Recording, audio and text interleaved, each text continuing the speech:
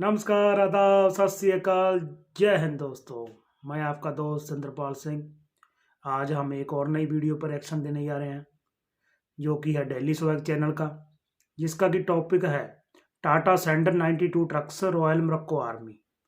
आइए देखते हैं इस पे पाकिस्तान पब्लिक का क्या रिएक्शन है। चलो वीडियो शुरू करते हैं दोस्तों। अस्सलाम वालेकुम। वालेकुम अस्सलाम सर जी। कैसे हैं आप? अल्लाह का शुक्र जी। सर नाम आपका? अजमल नाम है मेरा। सर करते क्या है?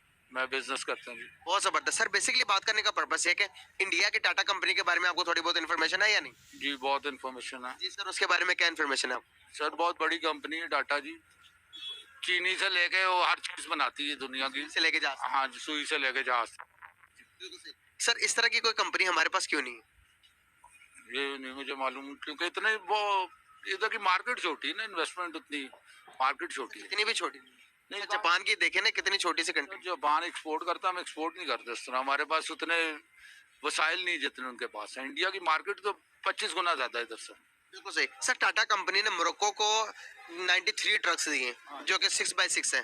क्या वजूहत है? वो एक्सपोर्ट में एक्सपोर्ट करी जा रही है। उनकी सारी इंडस्ट्री तो लग गई ना, सारी इंडस्ट्री लगी है इधर। इंडिया में इंडस्ट्री लगी, बीएमडब्ल्यू वहाँ बन रही है, मर्सिडीज वहाँ बन रही है। हाँ जी, सही है बिल्कुल सही। दोस्तों, तो क्या सही हमें है। सीखने की जरूरत है या नहीं इंडिया से? इंडिया के साथ आप कम्पीट नहीं कर सकते, क्योंकि वो बहुत बड़ी मार्केट है। 25% ज्यादा इससे 25 गुना बड़ी सही उधर बात। है, कारोबार है उधर। सर दुनिया के फिफ्थ लार्जेस्ट इकोनॉमी कैसे बना जाता है?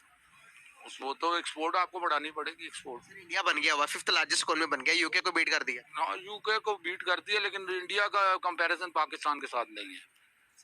फिर भी हम कहते हैं कि हम तो भाई दुनिया की सुपर पावर है पाकिस्तान, इसको कैसे देखते हैं आप? ये बिल्कुल सही कहते हैं, हम सुपर पावर है, हमारे है तो सुपर पावर ना। इस तरह से सर मैं उस लिहाज से बात नहीं कर रहा, मैं एटम बम की बात नहीं कर रहा सर, मैं इकोनॉमी की बात कर रहा हूँ सर। के वाइज हम नरम है, वो भी हो जाएगा, ठीक हो जाएगा। अभी ठीक होगा, 2-3 साल लगेंगे, हो जाएगा सही। कोई सही हुक्मरान मिल गया तो ठीक हो जाएगा।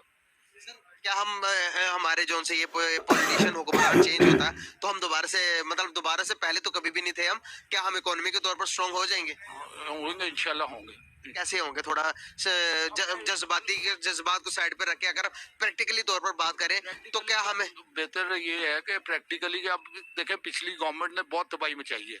गवर्नमेंट ने इंडस्ट्री में, इंडस्ट्रियलिस्ट हूँ बहुत, मतलब इंडस्ट्री को बहुत उन्होंने दिखाने के लिए हाथी के दांत और थे और खाने के और थे।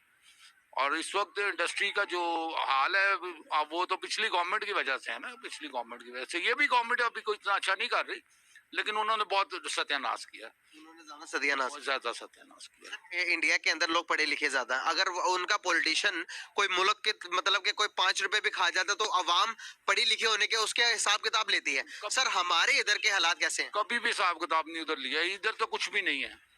इधर अब उधर ज्यादा है। उधर बहुत ज्यादा है। सर उधर ज्यादा है तो फिर वो मुल्क स्टेबल कैसे है? स्टेबल है, उनकी इकोनॉमी बहुत बड़ी है ना उधर। ये छोटा मोटा, ये इतना उसको फर्क नहीं पड़ता, ये आटे में जीरा है। सर अगर होता होगा, आपने कहा सर अपनी चीजों को छोटा नहीं समझना चाहिए सर। मुल्क जो इस बहरान के अंदर है, मुल्क मैं मेरी पहली बात सुन ले। मुल्क के अंदर जो बहरान है आज पॉलिटिशियंस की वजह से है या नहीं? पॉलिटिशियन की वजह से भी है, और हमारी हम खुद भी ठीक नहीं है, खुद भी वो ठीक। तो हम है, लेकिन आप देख रहे हैं ना सर हमारी लिटरेसी रेट, हम लिटरेसी पे काम करते नहीं, हम एजुकेशन पे काम करते नहीं सर। मेरी बात सुने, वो सेकेंडरी चीजें आ जाती हैं। पहले तो रोटी चाहिए आपको, रोटी के लाले पड़े हैं अभी तो। अब ये देखें कि ये 15 दिन में क्या होता है। क्या होगा? 15 दिन में देखें क्या होता है। थोड़ा हिंट दे दे। देख लें कि अभी इंस्टॉलमेंट्स आपने पे करनी 10 तारीख तक, उसके बाद पता लगता है। अभी तक तो बुरे हालात हैं। मतलब इंस्टॉलमेंट अगर पे ना कर सके तो फिर क्या होगा? वो जो पहले आपको पता क्या होगा, डिफॉल्ट करेगा पाकिस्तान। मतलब 15 तारीख तक अगर हमें पता चल जाए। हाँ, पता चल जाएगा। सही। उम्मीद अच्छे की रखनी चाहिए। अच्छे की उम्मीद रखनी चाहिए, लेकिन खतरनाक पोजीशन। तो क्या बाहर के कोई अभी नहीं, अभी तो सुनी सुनाई बात है, लेकिन ऐसी कोई बात नहीं। अभी IMF दे देगा? IMF को जाएंगे तो देना पड़ेगा उसको, क्योंकि चले सर इस बारे में बात कर लेते हैं कि अगर मुल्क डिफॉल्ट हो जाता है तो फिर उस सूरत में क्या सूरत हाल होंगी? कुछ भी नहीं होगा। वो तो डिफॉल्ट पहले क्या कुछ भी नहीं होगा, क्या होगा उससे? डिफॉल्ट होगा, कोई एक्सपोर्ट पे आपका बैन हो जाएगा, कुछ इम्पोर्ट पे और तो क्या होगा। सर जो चीजें हमने गिरवी रखवाई हुई है, जो उनसे हमने सी पैक का प्लान लिया हुआ है, आपको नहीं लगता कि वो चाइना क्लेम करेगा भाई ये सी पैक मैंने काम किया है? क्लेम करे, चाइना तो हेल्प कर रहा है पाकिस्तान की, चाइना क्लेम नहीं करेगा अभी फिलहाल, तो वो और मजीद इन्वेस्टमेंट करेगा, लाजमी करेगा। सर अगर डिफॉल्ट हो जाता तो ये भी प्रिडिक्ट किया जा रहा है, जो हमारे पास न्यूक्लियर पावर है, जो हमारी न्यूक्लियर एटम्स है, रोल बैक करने की बात चल रही है कुछ, अगर उसको डिफॉल्ट हो तो वो मेरा नहीं ख्याल के इधर तक आएगा, 15 के बाद ये पता चलेगा क्या होता है। मतलब कि अगर अवाम को ये बात पता चलती कि 15 तक डिफॉल्ट होगा, तो बैंक से जो अपने पैसे निकालने की कोशिश करेंगे, जो बैंक से पैसे निकाल लेंगे, तो आपको नहीं लगता कि उससे पहले हो जाएगा? नहीं होगा, नहीं इस तरह ये लोकल करेंसी से नहीं फर्क पड़ता है, जब आपके डॉलर्स में जब फॉरेन करेंसी निकलती है उससे फर्क पड़ता है। इससे कोई अभी आने वाले टाइम के अंदर अब अगर हम डिफॉल्ट हो जाते तो सबसे बड़ा नुकसान हमें किस चीज का हो सकता है? अभी सर हमारे इकोनॉमी को काफी और मजीद झटका लग जाएगा, सैंक्शंस लग सकती हैं बस, और उससे ज्यादा क्या होगा। सर इससे पहले कोई कंट्री डिफॉल्ट हुई है बड़ी बड़ी कंट्रीज में? मेरे नॉलेज में नहीं है। सर अमेरिका भी हुआ है? मेरे नॉलेज में नहीं है। अस्सलाम वालेकुम। वालेकुम सलाम। सर कैसे हैं आप? अल्लाह का शुक्र। सर नाम आपका? सलमान। सलमान सर, मेरा क्वेश्चन आप बेसिकली आपसे ये है, क्या आप किसी भी सेक्टर के अंदर इंडिया को सुपीरियर मानते हैं कि नहीं पाकिस्तान से? पाकिस्तान को सुपीरियर मानते हैं जी। सर, किस वजह से? पाकिस्तान में हर चीज़ की सहूलत है, हर चीज़ की आज़ादी है, हर जगह घूम सकते हैं, और इंडिया में तो कोई सहूलत नहीं। मैं आपको बता दूं भाई साहब, आपका इंडिया से कोई मुकाबला नहीं पाकिस्तान का। ये आपकी भूल है बहुत बड़ी। इंडिया से आपका कोई मुकाबला नहीं। इंडिया एक्सपोर्ट के अंदर अगर मैं बात करूं, उनकी एक कंपनी टाटा कंपनी ने ट्रक बनाकर 93 ट्रक्स को एक्सपोर्ट किया मोरक्को के अंदर। वो ट्रक बनाते हैं, वो स्कूल बस बनाकर देते हैं दुबई को। सर वो मैन्युफैक्चरिंग के अंदर हमसे ज्यादा स्ट्रॉन्ग है, इस चीज को मानते हैं या नहीं मानते? मैन्युफैक्चर वो अपनी हर चीज को खुद बनाते हैं, मानते हैं या नहीं मानते? हाँ मानते हैं, लेकिन मसला ये है कि मुल्क के हालात जिस तरह से पाकिस्तान के चल रहे हैं, तो अल्लाह बेहतर करेगा, पाकिस्तान भी सही हो जाएगा। हाँ। सर इंडिया कहता है कि भाई मैं तो अभी सुपर पावर बनने जा रहा हूँ, पाकिस्तान तुम अपनी खैर मना लो, इसको कैसे देखते हैं?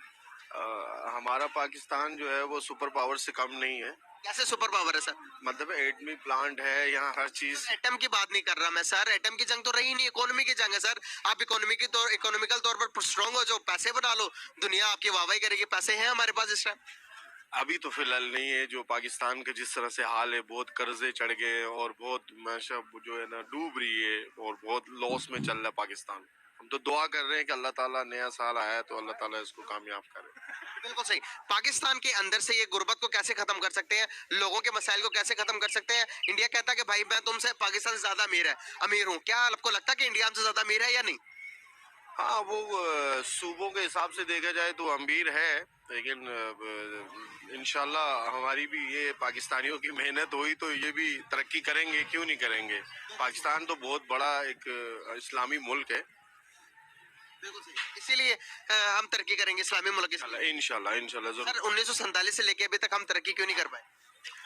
बस हमारे जो ऊपर जो लोग हैं ना हुक्मरान, वो आपस में जो है वो बाहर के कर्जे ले लेके खा लेते हैं, तो फिर कैसे ऊपर जाएं। बहुत जबरदस्त सर, बहुत अच्छा लगा आपसे बात करके। कराची से आए आप? जी मैं कराची। कराची कैसा लगा? लाहौर कैसा लगा? कराची और बहुत अच्छा है कराची, बहुत अच्छा। बहुत अच्छा। क्यों सर? मतलब घूमने फिरने की जगहें बहुत अच्छी हैं यहाँ, खूबसूरती और जो है सफाई सुथराई बहुत है। कराची में ये चीजें नहीं है ज्यादा। बिल्कुल सही, बिल्कुल सही, बहुत जबरदस्त। हो क्या लगता है कि आपको पाकिस्तान ज्यादा स्ट्रॉन्ग है या फिर इंडिया? पाकिस्तान ज्यादा स्ट्रॉन्ग है, किस चीज में? पाकिस्तान लोन लेने में इंडिया से आगे है। प्यार है पाकिस्तान से हमको। IMF मुझे का भी बहुत ज्यादा इतना प्यार लोन है, रखा लेकिन है, आप मुझे एक सच बताओ कि डिफॉल्ट करने इकोनॉमिकल की कगार जो पर कि है, इसलिए मायशेती इंडिया तौर से पर आगे कौन है सा मुल्क ज्यादा पाकिस्तान। तेज है, ज्यादा स्ट्रॉन्ग है, पाकिस्तान या फिर इंडिया? पाकिस्तान कैसे? पाकिस्तान इंडिया क्या, हमारे क्या तलक है इंडिया से? भाई हमारा तल्लक है ना, पड़ोसी मुल्क है। जब पढ़ते नहीं थे बचपन में, छोटे होते पढ़ते नहीं थे, तो आपकी मामा कहती नहीं थी वो देखो भूपो का लड़का कितना अच्छा पढ़ता, तुम तो नलायक हो। कंपैरिजन होता नहीं बताया कभी भी नहीं हमने, खुद पढ़ते थे, हमको पढ़ते ही नहीं थे आप? पढ़ते थे क्यों? कौन से कहाँ तक पढ़े हो? अल्लाह का शुक्र है, मैंने एफसी किया है। कहाँ किया? एफसी किया है मैंने, FC किया है? एफ्स कुरान मजीद पढ़। माशाल्लाह माशाल्लाह माशाल्लाह, वेरी नाइस, बहुत जबरदस्त आपने कुरान मजीद को हिफ्ज किया। तो बात करने का पर्पस है कि इंडिया कहता है कि मैं तुम इकोनॉमिकल लिहाज से स्ट्रांग हूँ, तो आप कैसे इसको कैसे देखते हो? नहीं मैं उधर उनका देखता ही नहीं उतना, मैं ज्यादा पाकिस्तान को लाइक करता हूँ। चलो बहुत अच्छा लगा। इस टाइम जो से क्राइसिस चल रही है, मैन्युफैक्चरिंग के बारे में थोड़ा इन्फॉर्मेशन है आपको? पाकिस्तान कौन सी चीज ज्यादा एक्सपोर्ट करता है? खास नहीं है, फिर भी बता रहा हूँ ना कि ज्यादातर ये चावल एक्सपोर्ट करते हैं। मतलब ज़रात के बारे में ज़राअत के बारे में, हाँ। बाकी तो इसने ऐसी चीज इजाद ही नहीं किया है कि वो दूसरे मुल्क को एक्सपोर्ट कर ले।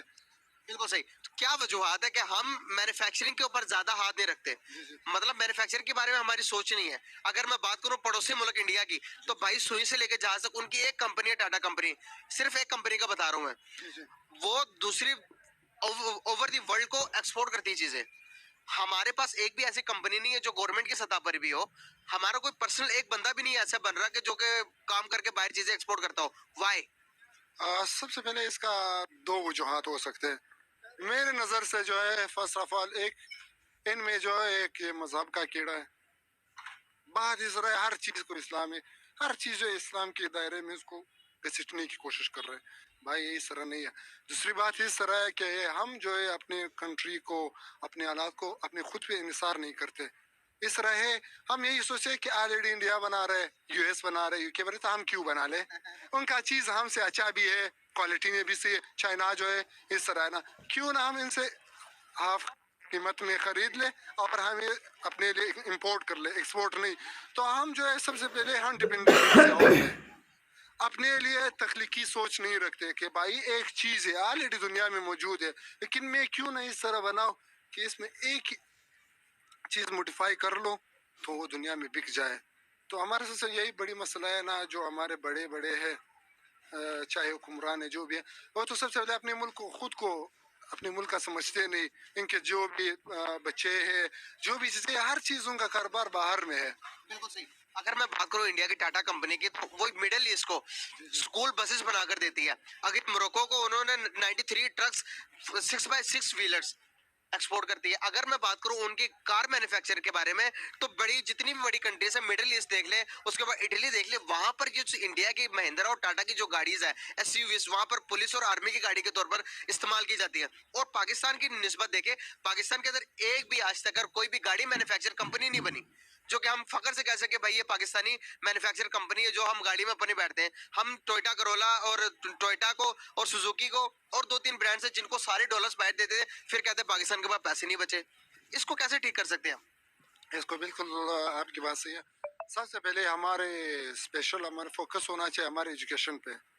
हमारा इस तरह है ना, अगर इंटरमीडिएट लेवल पे देखा जाए, मेट्रिकुलेशन लेवल पे देखा जाए, हमारा एजुकेशन इस तरह है ना कि 10-10 12-12 बुक्स एक ही क्लास में पढ़ाए जाते हैं ना। इंसान इस तरह है नहीं कि सारे याद कर ले। एक ही चीज़ पे एक ट्रैक देना चाहिए। फॉर एग्जांपल, अगर वो मेट्रिकुलेशन पे जा रहा है, मैट्रिक्स पे या इंटरमीडिएट में, इनको एक ही लिस्ट देना चाहिए कि भाई या स्टूडेंट्स जो भी है, आपने जाना है इनमें से एक ही आपने वो करेक्ट करना है, एक ही चीज़ को चूज करना है, इसमें से फिर आपने इस फील्ड में जाना। बट अनफॉर्चुनेटली अगर यहाँ पे देखा जाए, बेस लेवल तक भी इस तरह के कोर्सेज पढ़ाए जाते हैं।